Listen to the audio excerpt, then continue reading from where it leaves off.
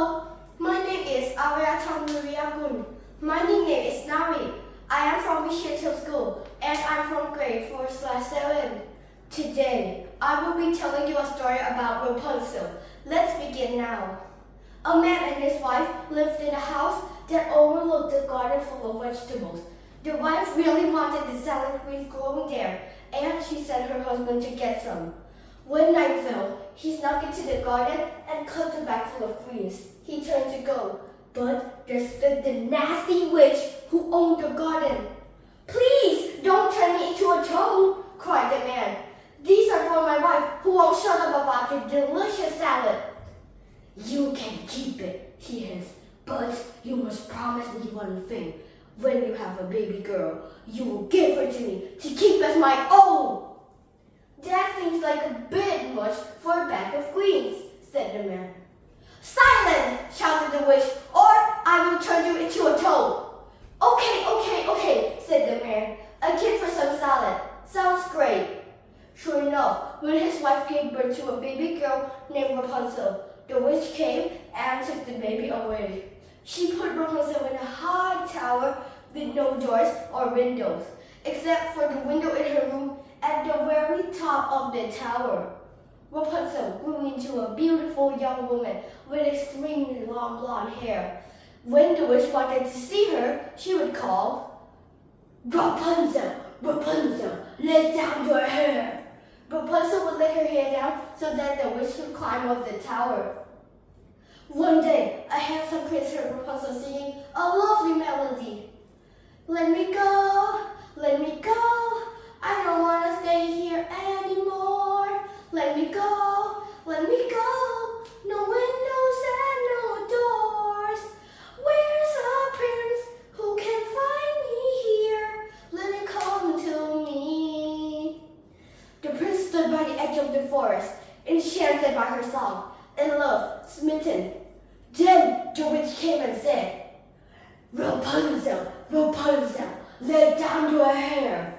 Rapunzel let her hair down, and the witch climbed up the tower. The prince had an idea. When the witch left, he came to the tower and said, "Rapunzel, Rapunzel, let down your hair."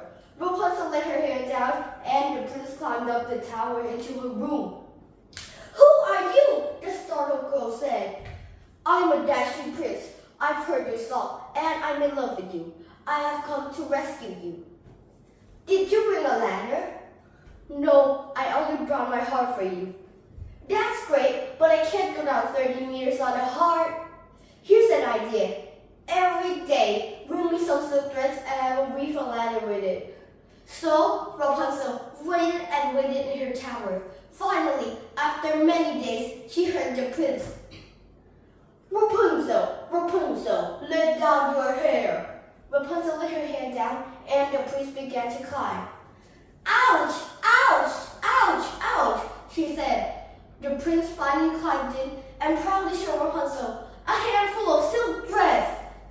"That's it? That's all you brought? Are you kidding me? I'll be an old lady before I finish this ladder." Just then, she heard the witch. "Rapunzel, Rapunzel, let down your hair." Rapunzel looked at the prince in horror. There was no way out and no place to hide. "Rapunzel, Rapunzel, let down your hair," the witch cried again. Rapunzel looked down the window and saw the angry prince below. "Huh?" she said. "I can't hear you." "Let down your hair." "You want a hair?" "Hair! Let down your hair." "Stairs? Where are the stairs?" Rapunzel, I'm counting to 3. With a heavy sigh, she let down her hair, and the witch began to climb. "Ouch! Ouch! Ouch! Ouch!" she said. The witch finally climbed in, and she saw the prince. "That's it! This party is over!" She took out some long scissors and cut off Rapunzel's long, beautiful hair. Then she turned to the prince. "I'm banishing Rapunzel to a faraway desert, and you will walk the earth as a blind man." "Excuse me," Rapunzel said. "You just cut off my hair. Where's anybody going anywhere? We're all stuck up here."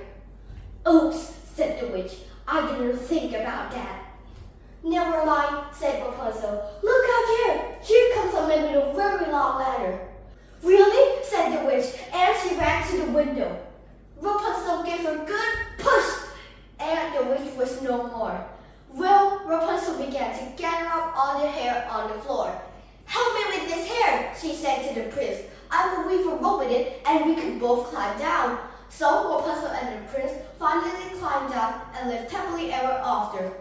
The moral of this story is, people can try to stop you, but clever thinking will always help you prevail. Thank you.